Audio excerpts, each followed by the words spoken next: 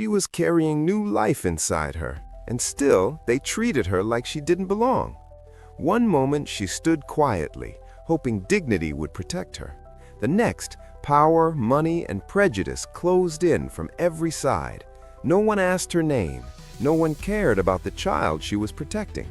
They decided her worth in seconds, based on where she came from and how she looked.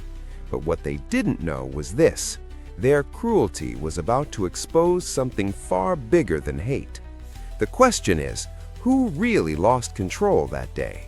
Before that day, her life was quiet, structured around survival and hope.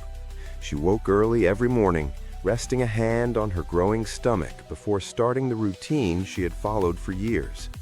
Work was exhausting, but honest. She believed in keeping her head down, doing what was right, and trusting that patience would eventually be rewarded. Pregnancy had made everything slower, heavier, but it had also filled her with a cautious kind of joy. She was planning for a future she had never been allowed to imagine before. She lived on the edge of two worlds that never touched. One was hers: modest streets, long work hours, and neighbors who looked like her. The other belonged to people she only saw from a distance: gated homes, luxury cars, and power that never had to explain itself. She had learned early that crossing into that world meant being invisible at best, unwelcome at worst. That afternoon, she was asked to step into a space that wasn't meant for her. The building was quiet, polished, intimidating. Every surface reflected wealth, and every glance reminded her she didn't fit the image of who was supposed to be there. Still, she remained calm. She believed respect could protect her. She believed that carrying a child would soften hearts. But beneath the calm surface, tension was already forming. Judgments were being made long before she realized it.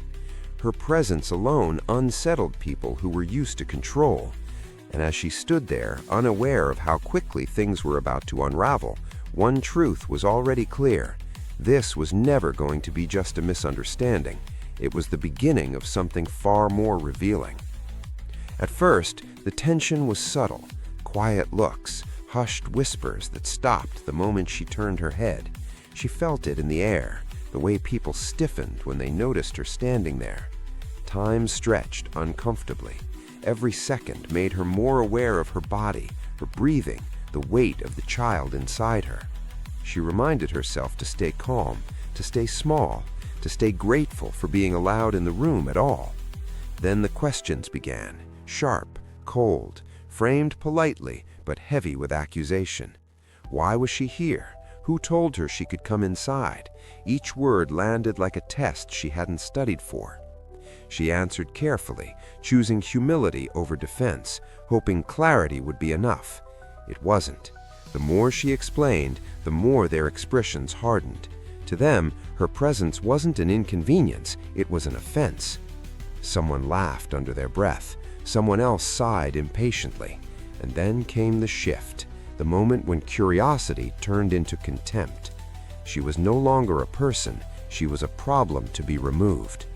The room seemed to close in as voices grew louder, sharper. Her pregnancy, once a shield in her mind, became something they dismissed entirely. No one lowered their tone, no one slowed down. Authority was asserted not with reason, but with confidence, the kind that never fears consequences. She tried to step back, instinctively protecting her stomach, but the space behind her disappeared. Fear crept in quietly, then all at once. Her heart pounded as she realized how alone she was. This wasn't a misunderstanding anymore. This was punishment for standing where she didn't belong, for existing in a body they had already judged. She searched for a face that showed hesitation. She found none. The humiliation escalated. Every word cut deeper, layered with assumptions about her background, her intentions, her worth. She was spoken about, not spoken to. Decisions were made without her consent, her voice shrinking under the weight of power and prejudice. She wanted to protest, to demand dignity, but instinct told her that resistance could make things worse. As she was forced toward the exit, her steps slowed, not out of defiance, but fear. Fear for herself, fear for the child who felt every tremor of her anxiety. The silence behind her was heavier than the shouting had been. No one followed to check if she was okay.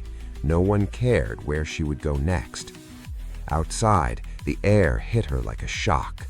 She stood there, shaken, trying to steady her breathing. People passed by without looking twice. To them, it was just another moment. To her, it was a breaking point. She realized then that this wasn't just about one cruel encounter. It was about a system that felt entitled to decide who mattered and who didn't. And just as she thought the worst was over, something changed. The noise around her faded. Engines hummed in the distance. Heads began to turn. What was arriving next would force everyone involved to confront a truth they never expected, and the balance of power was about to shift in a way no one saw coming. The sound came first, low, unfamiliar, cutting through the ordinary noise of the street. At first, no one paid attention. Then it grew louder, deeper, impossible to ignore. Conversation stopped mid-sentence. Heads turned. Even the people who had dismissed her moments earlier froze, their confidence faltering as the air itself seemed to change. A sleek jet descended in the distance, its presence so out of place it felt unreal. This wasn't coincidence. This wasn't spectacle. This was intent. She stood still, one hand pressed protectively against her stomach, unsure whether to feel fear or disbelief. Moments ago, she had been powerless, humiliated, discarded, erased. Now, something unspoken was unfolding around her. Doors that had slammed shut were suddenly reopening. Eyes that once looked through her were now watching closely.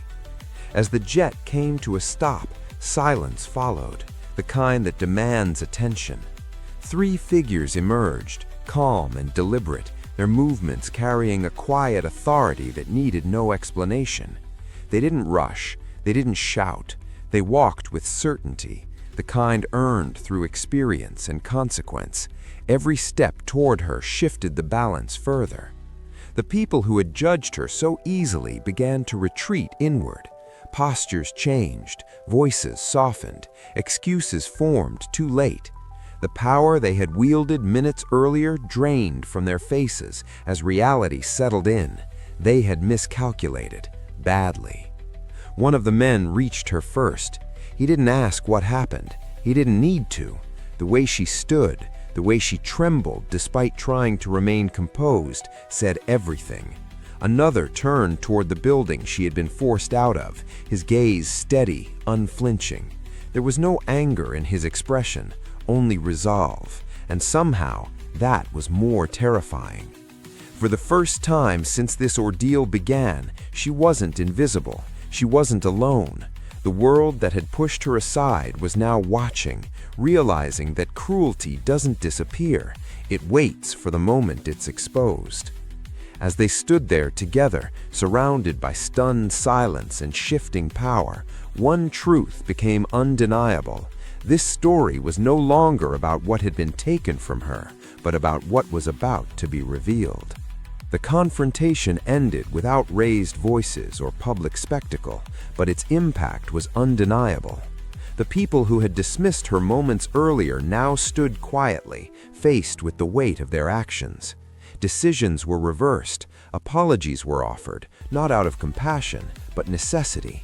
She was no longer treated as an inconvenience to be removed, but as a human being whose dignity had been violated.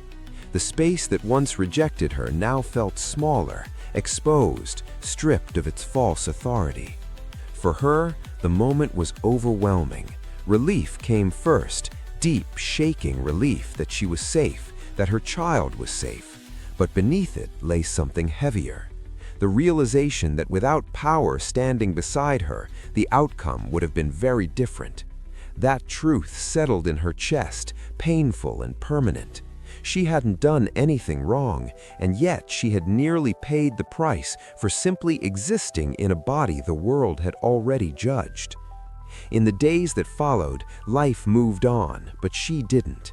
The memory stayed with her, reshaping how she saw the world and her place in it. She carried both gratitude and grief. Gratitude that justice arrived in time, and grief for those who never receive it. Because this wasn't just her story. It was a reflection of a system where respect is too often conditional, and humanity is measured by status, skin color, or proximity to power. Racism doesn't always announce itself loudly. Sometimes it hides behind polished walls, polite words, and unquestioned authority. It thrives in moments when no one expects accountability, and that's what makes it so dangerous. Her story forces us to ask uncomfortable questions. How many people are silenced because no one is watching?